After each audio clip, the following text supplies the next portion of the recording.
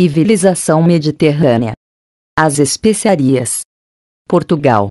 As navegações. Comércio. As Índias, o Brasil.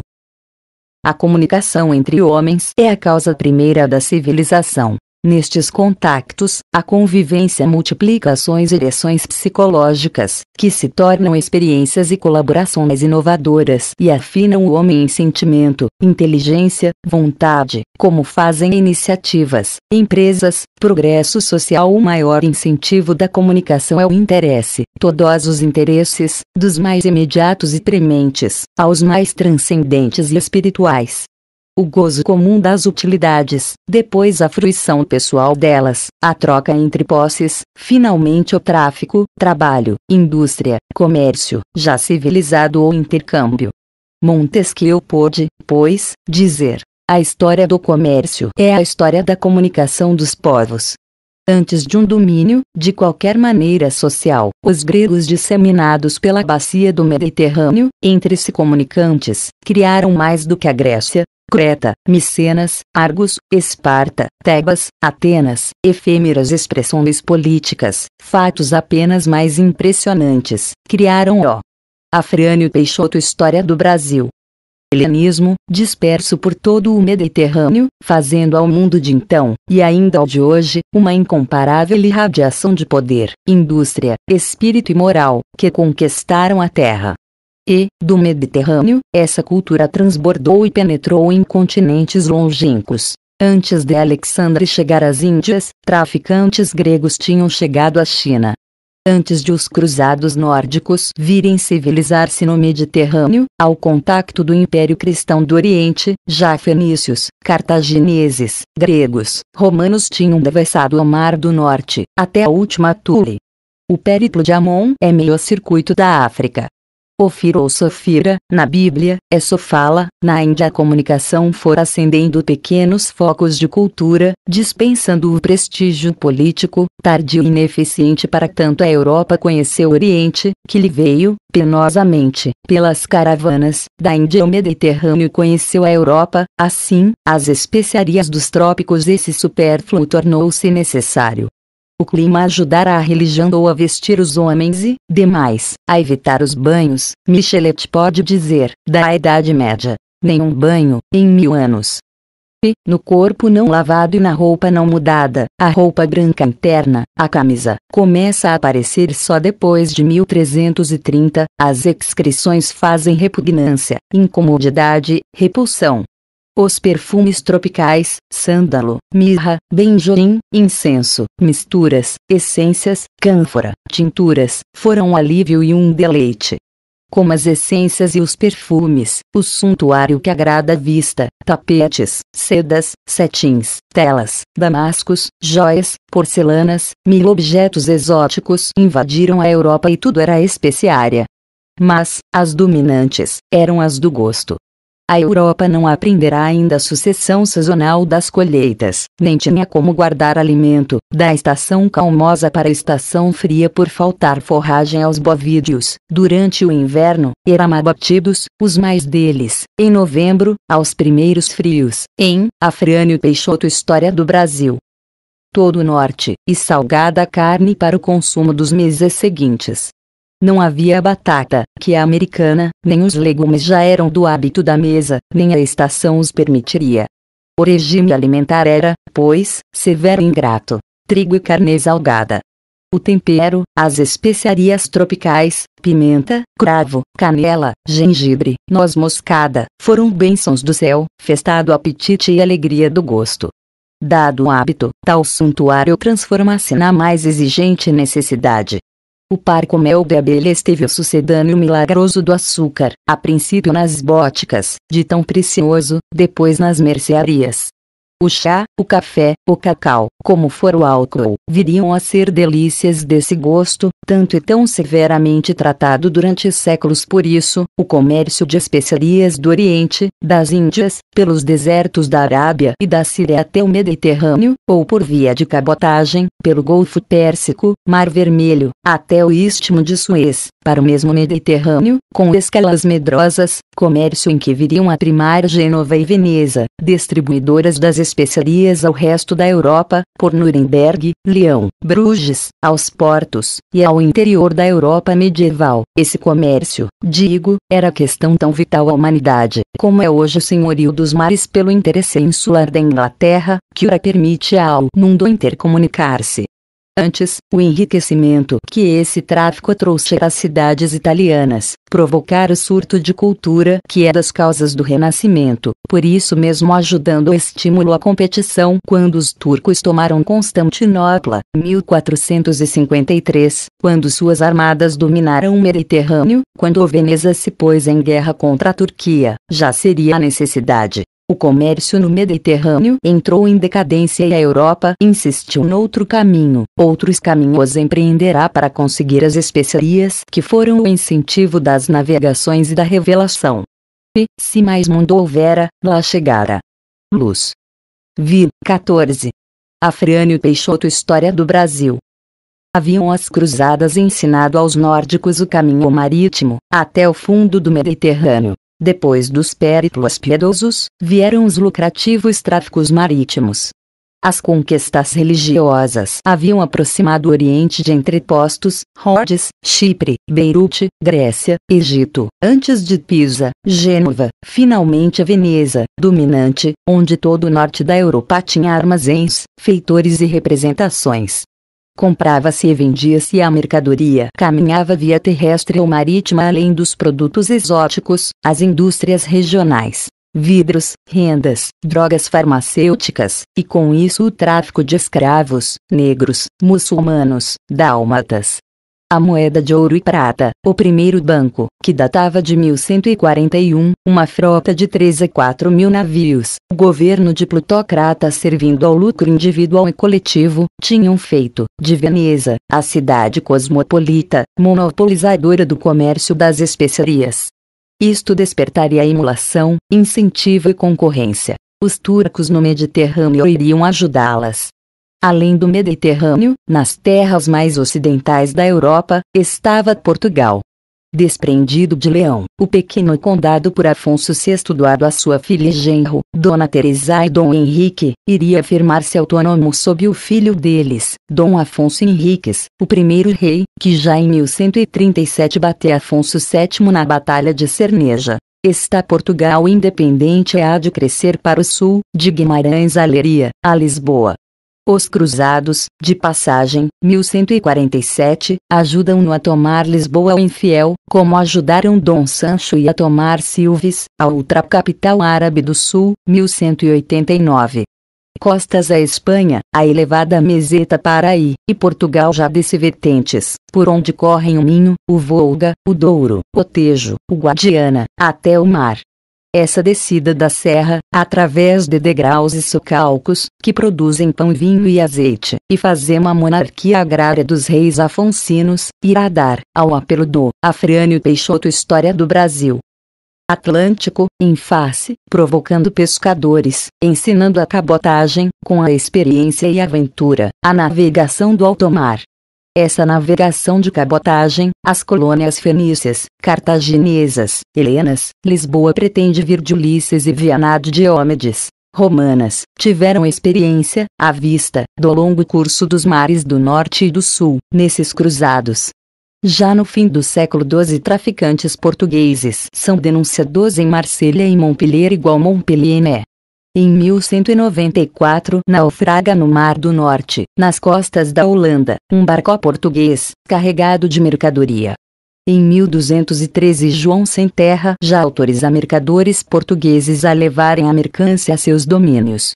A Escritura de Concórdia de 1238, de Sancho II, o decreta aos habitantes do norte, Toti Popolo Omnius Cadaurium, de Afonso III, em 1253, o Foral de Gaia em 1255, o de Viana em 1258, demonstraram que no interséculo XII havia tráfico zero de comércio, com França, Flandres, Holanda e Inglaterra. Em 1293, negociantes de Lisboa fundam em Flandres uma bolsa de comércio para auxílio ao tráfico com os países setentrionais. Já Dom Fernando, em 1380, protege a marinha mercante, de naus de mais de 100 toneladas, isentas de direitos sobre madeira, ferro e qualquer importação, e até de impostos em fintas e talhas nem incisas, e para proteger os armadores e marítimos fundar a Companhia das Naus. Em 1383 tem negociantes portugueses casa própria em Bruges, onde se reuniam, antes de trasladar da Antuérpia. Se o comércio pacífico olhou o norte, o do sul exigiu a conquista. Quando Afonso III põe fora do Algarve os últimos mouros, 1249, surge a sugestão de África, do outro Algarve africano, aliar Belpoente ou Ocidente, donde também, para os portugueses, como para os mouros, Algarves da Queima e da Além-Mar, como um todo indivisível. Este Algarve da Além-Mar em África é um apelo. Dom Denis igual Dom Diniz igual Dom Diniz NT ajuda a fundar, definitivamente, em Coimbra, o Estudo Geral ou Afrânio Peixoto História do Brasil.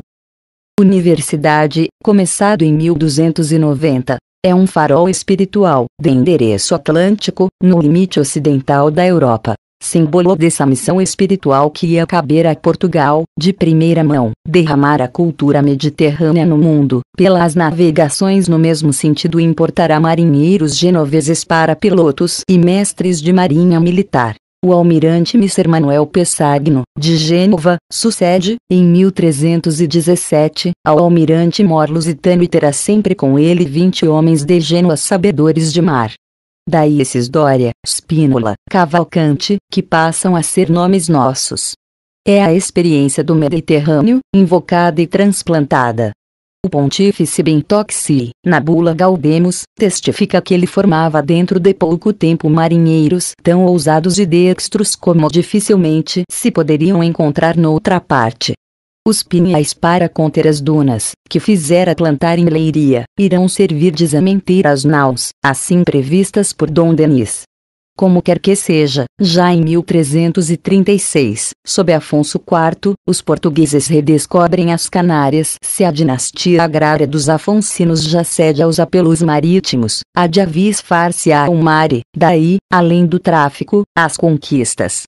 Com Dom João I, satisfazendo as ambições belicosas da nobreza e de luxo da burguesia, Portugal vai à África e toma Ceuta, 1415. Era infiel a bater, mas o infiel não interessa em Espanha, declinando Portugal do auxílio invocado para o expelir de Granada. Ceuta, tomada, impede a Espanha de a tomar, e Ceuta é, em Marrocos, centro de caravanas, celeiro de cereais e base militar para proteger a navegação contra os ninhos de piratas marroquinos.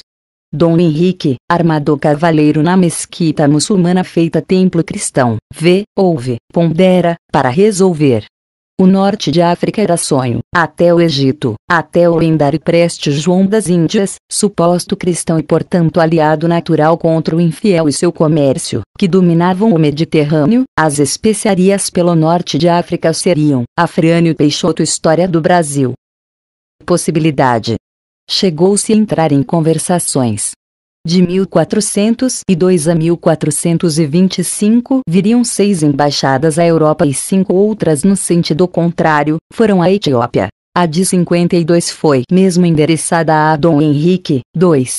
Em 87 Dom João I dará o último arranco, mandando Pedro de Covilhã e Afonso de Paiva em busca do Preste. A boa política exige realidades imediatas. Mas Ceuta foi decepção. Posto isolado em meio hostil e, ao demais, agora trocada por Tunis, pelas caravanas que vêm do Zoldão com especiarias, era entretanto, como disse Dom Pedro, um dos ínclitos infantes, sumidouro de gente, de armas e de dinheiro. O outro caminho, o das navegações, daria mais resultados. Dom Henrique, com as rendas do seu mestrado de Cristo, ia dar-se a elas, herdado o impulso do pai. Ao Mediterrâneo chegar a galé, com o remo, lenta mas segura na manobra, pois o objetivo principal era a guerra. O Atlântico e a caravela, desde 1440, de 30 metros de comprido, alta para fender as ondas, arqueação para gente, mantimentos e carga, a 6 milhas ou 10 km a hora, graças ao vento nas velas. Os portugueses inventaram o duplo aparelho. velas quadradas para o vento de popa, velas latinas para o barlavento. 3. Com isto, o invento português foi este, a navegação ao largo. Colombo, que a fizera, foi aluno, e até genro, de navegante português.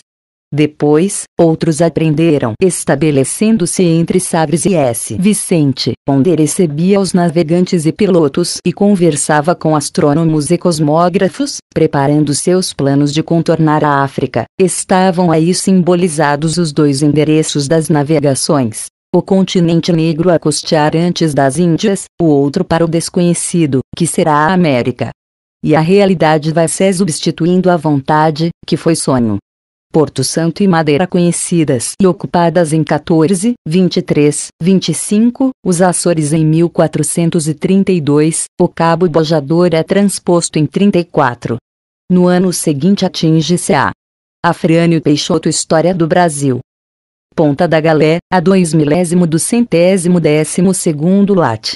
N. Em 41 então Gonçalves vai até aí, ao Rio de Ouro, já para carregar azeite e peles de lobo marinho e tomar informações das Índias e terra de Prestejão e Serpo desses Urara, crônica, da Guiné, ent.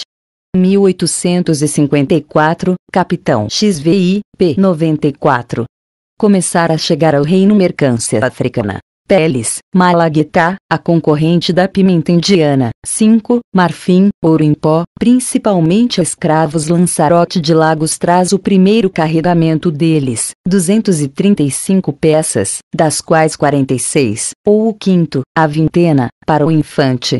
Até 48, quando acaba a crônica de Zurara, são 927 negros e 125 para o infante.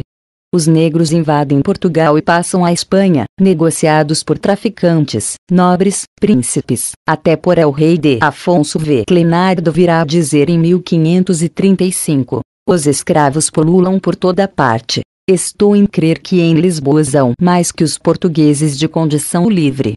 Cf.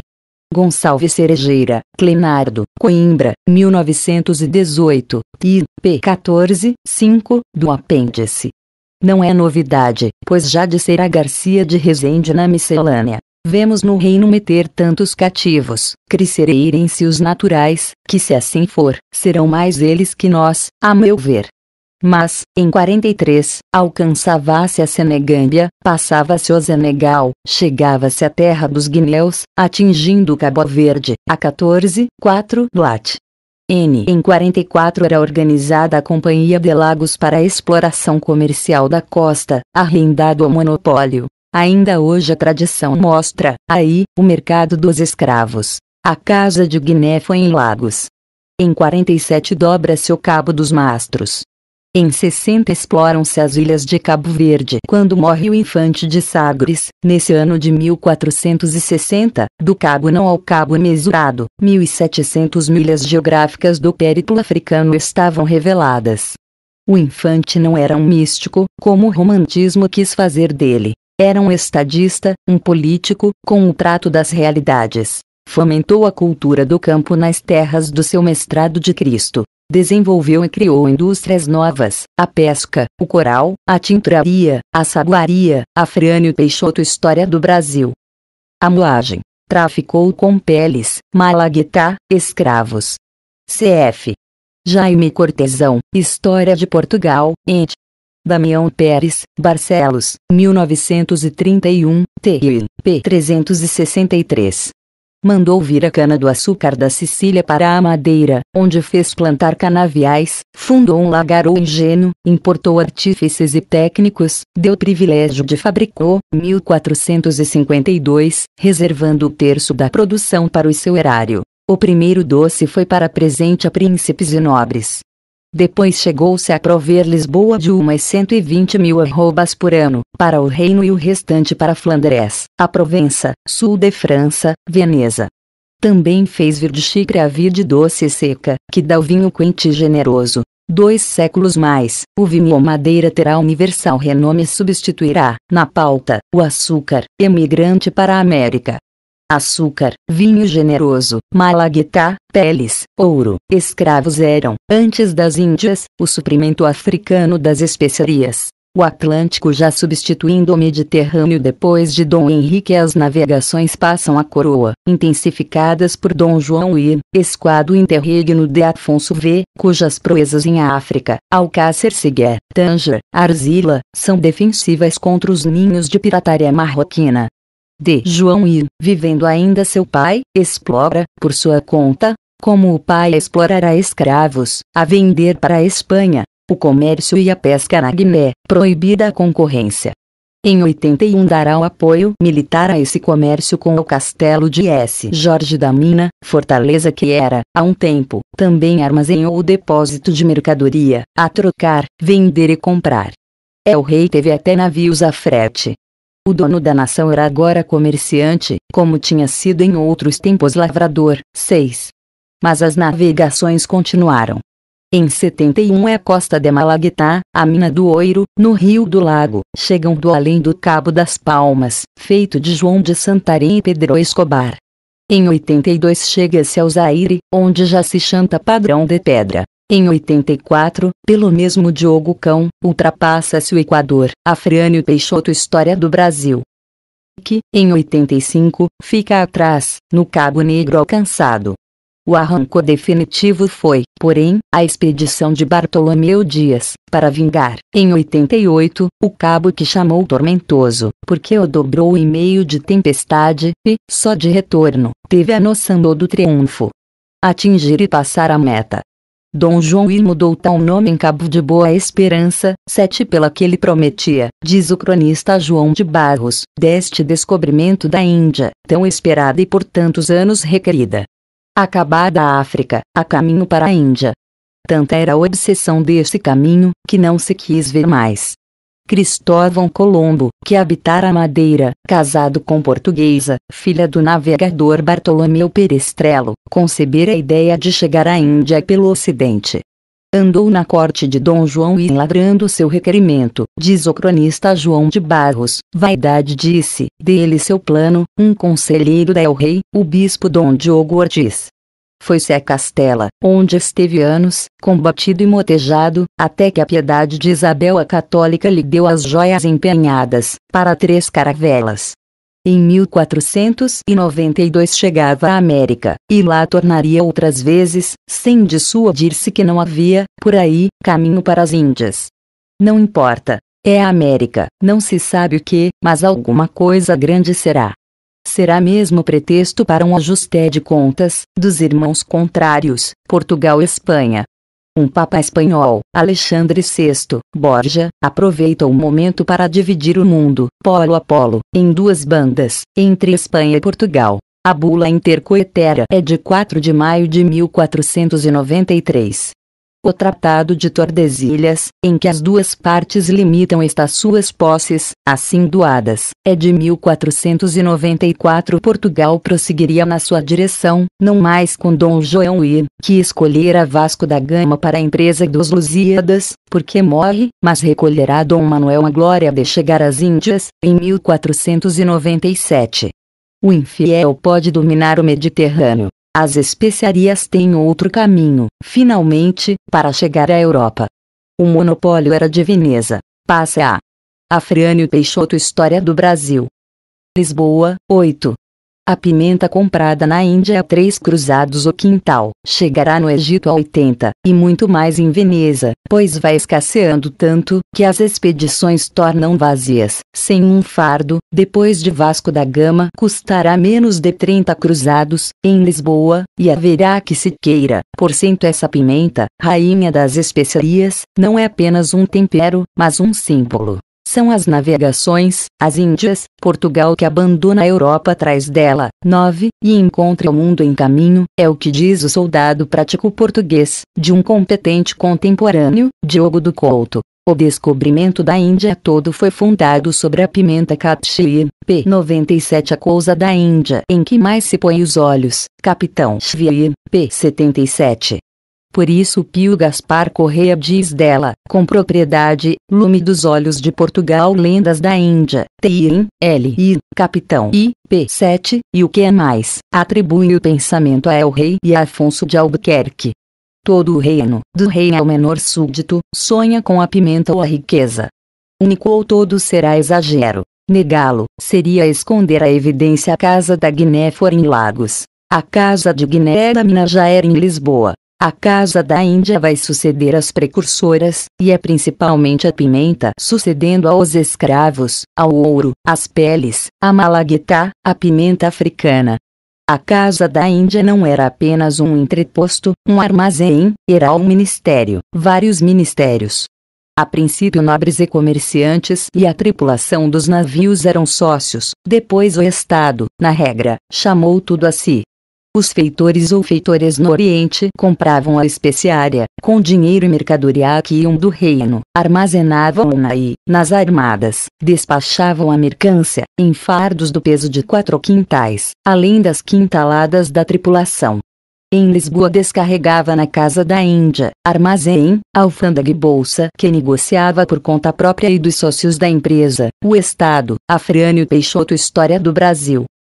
Ou é o rei, os mercadores, os donos das quintaladas. Vendia pelo preço que fixava, fixando a quantidade, para não desvalorizar o produto. As praças de Flandres e Holanda, Alemanha ou Itália tinham seus agentes, de grandes firmas, Fugers, Velser, Osteter, Afaitati, Gualterotti, Frescobaldi, que possuíam o privilégio da distribuição. A Casa da Índia convergia tudo. Dela é que tudo saía. O movimento por isso era tal que, diz Damião de Góes, houve ocasiões em que as partes tiveram de devolver nos dias seguintes, por não haver possibilidade de contar dinheiro a pagar. Fato inaudito, não receber, por falta de tempo, o dinheiro, intermediário universal, foi português. Se a Guiné daria o nome dos guinéus pelo seu ouro, o cruzador português foi, como a libra ou o dólar de hoje em dia, moeda comum. A bolsa de Desdémona, no Otelo de Shakespeare, estava cheia de cruzados. Me purse full of cruzadores, Otelo, e 4. O rei era o primeiro negociante, 10. Os fidalgos imitavam o soberano. Os da Casa de Bragança foram dos mais diligentes e ambiciosos. A corte era verdadeiramente uma grande casa de negócio. 11. Não havia desdouro nisso, bem pelo contrário, não foi só pela honra que o comando das armadas e das naus era dado a homens nobres, que desconheciam a navegação. Quando um rei quer pôr cobro a isso, atendendo aos desastres que esses imperitos trazem à marinha, os fidalgos protestam e dá-lhes razão. Conselho Ultramarino, 12. E não comandam apenas armadas e naus, são armadureis de navios de comércio e transportes. Na armada que descobre o Brasil, comandada pelo fidalgo Pedro Álvares Cabral, marinheiro de primeira viagem, 2 dos 13 navios são de nobres comerciantes, um do conde de Porto Alegre, Aio del Rei, o outro de Dom Álvaro, filho do segundo duque de Bragança, sócio do mercador Bartolomeu Marchione, 13. Na armada de Tristão da Cunha, uma das naus era propriedade do capitão Mor, 14. Nas contas da Casa da Índia figura a nobreza, Afrânio Peixoto. História do Brasil. E não se exclui nem o ilustríssimo Afonso de Albuquerque que, só na frota de 1509, tem mercadoria de mais de R$1 milhão. Um comandante de armada, Dom Luís de Almeida, compra o posto ao conde da Torre por 5.000 cruzados, e a Lopo Soares, nomeado governador da Índia, propõe Dom Manuel desistir do posto por 20.000 cruzados, ou 4.000 contos de hoje, que o ambicioso recusou. Não seria só pela honra ao passo do rei, da família real, da corte, era junto à casa de negócio. Como qualquer morador da escola antiga, Dom Manuel estabeleceu a residência no local do seu comércio. 15. Onde hoje, no Terreiro do Paço, em Lisboa, à direita, olhando o Ório, estão vários ministérios. Estavam os Passos da Ribeira. Exeguia-se-lhes a Casa da Índia. Tanto chega ao gosto da cobiça, verbeirada pelo épico Lusíadas, x. 145, como antes Garcia de Rezende, na miscelânea, fizera a esse muito negociar, que, em 1538, quando Dom João I pensa em mandar, à Índia, uma armada de 40 naus para se opor a dos turcos, em preparativos para expelirem os portugueses de seus domínios orientais, muitos fidalgos que usufruíam comendas se furtaram e aos filhos alegavam que o descobrimento se fizera para fins de trato e comércio e não, como as conquistas de África, de guerrear aos infiéis. 16. A insistência do soberano apelam para a mesa da consciência que lhes deu razão. 17. Aliás, a política dos homens e dos estados sempre foi feita de realidades. A interpretação, a posteriori, é que é tendenciosa, falsificando, com as ideias, os fatos. Na época ninguém cuidou em dissimular isto, de que não há vergonha. Dom Manuel, dando conta aos reis de Espanha da viagem do Gama, diz: da dita especiaria e pedrara não trouxeram logo tanta soma, como poderam, por não levarem para ela aquela mercadoria, nem tanta, como convinha. Alguns documentos do Arquivo Nacional da Torre do Tombo, Lisboa, 1892, p. 96. As expedições seguintes levaram mais, Afrânio Peixoto História do Brasil. Dinheiro e trarão mercadoria que farte. Vasco da Gama e Pedro Álvares levavam intuitos pacíficos e muita recomendação para isso. 18. Foram interesses opostos, de venezianos, de traficantes orientais na frente deles, que deram ocasião às insídias, represálias, desatinos, de parte a parte, que se descrevem nos Lusíadas e nas crônicas. Isto é que dá lugar a que os portugueses, com os Dom Francisco de Almeida, Duarte Pacheco Pereira, principalmente Afonso de Albuquerque, fundem, sobre a violência e a força militar, o Império Português do Oriente, consoante o que disse o épico: quem não quer comércio busca a guerra. Luz. Vir, Schilling. Entenda-se, não o querem com os portugueses, porque o têm tratado com os venezianos. Ainda hoje é a competição do interesse que decide, por fim, a guerreira. O imperialismo militar é o nome patriótico da irredutível economia. A mercadoria indiana, canela, pimenta, cravo, gengibre, noz moscada, sândalo, benjoim, cânfora, perfumes, porcelanas, pedrarias, sedas, e a Meca, ao Cairo e daí ao Mediterrâneo. Foi isto que os portugueses impediram, pelo prestígio da força, baldados os meios pacíficos à fé e à ciência. 19. Andaram e serviram ao propósito das navegações, mas o fito delas foi a Índia. Dom Manuel, rematando cronistas e historiadores, resume: intenção é desejo, de se haver de descobrir e achar ainda alguns documentos. Da Torre do Tombo, p. 127, 8. Por quê? Por suprir o Mediterrâneo, então vedado, ou difícil, e, por isso, caríssimo. Para quê? Para obter as especiarias, mais vantajosamente, por outro caminho. 20.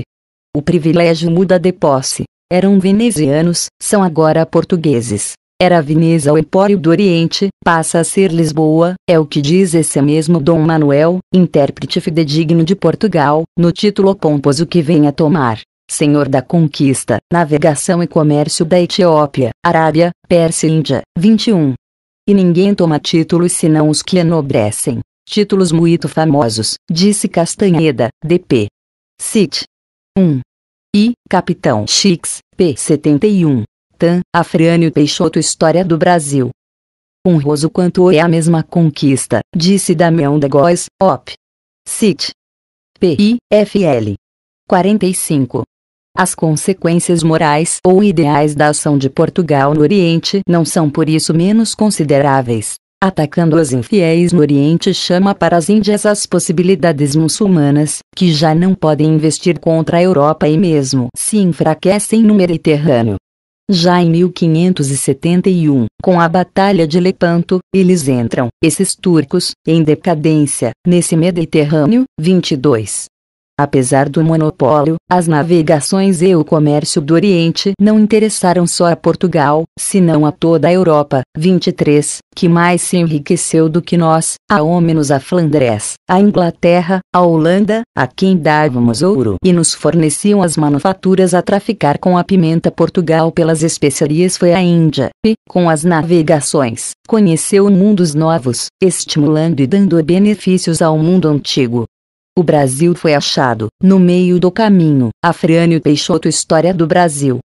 Reis de Portugal, desde o começo das conquistas e navegações. Dom João I, 1385-1423. Dom Duarte, 1423-1438. Irmão, o infante Dom Henrique, 1415-1460. Regência do infante D. Pedro, 1440-1446. Dom Afonso V, 1446-1481. Dom João I, 1481-1495.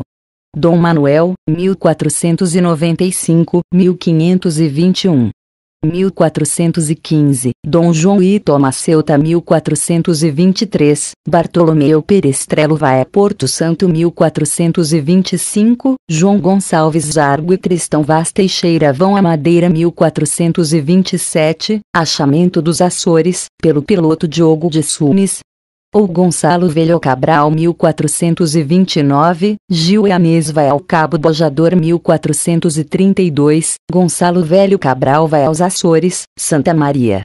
1434, Gil Yanez dobra o Cabo Bojador e vai até o Rio do Ouro 1435, Afonso Gonçalves Baldaia vai até a Ponta da Galé 1439, Sete Ilhas dos Açores já conhecidas 1449, Dom Henrique manda lançar ovelhas nas Sete Ilhas dos Açores 1440, Antão Gonçalves e Nuno Tristão no Porto do Cavalheiro, Nuno Tristão vai até o Cabo Branco 1443, Nuno Tristão passa o Cabo Branco e vai à Ilha de Jete 1444, Denis Dias descobre o Cabo Verde 1445, Nuno Tristão chega a Senegâmbia 1447, Nuno Tristão e Álvaro Fernandes vão até o Rio Tabete 1449, já descobertas 9 ilhas do arquipélago dos Açores 1453, todo o arquipélago dos Açores é reconhecido 1455, Aloísio Cadamosto vai até a costa de Gâmbia, na caravela de Vicente Dias Antônio de Noli vão até o Cabo Roxo na Guiné e descobrem 5 das ilhas de Cabo Verde, 1460.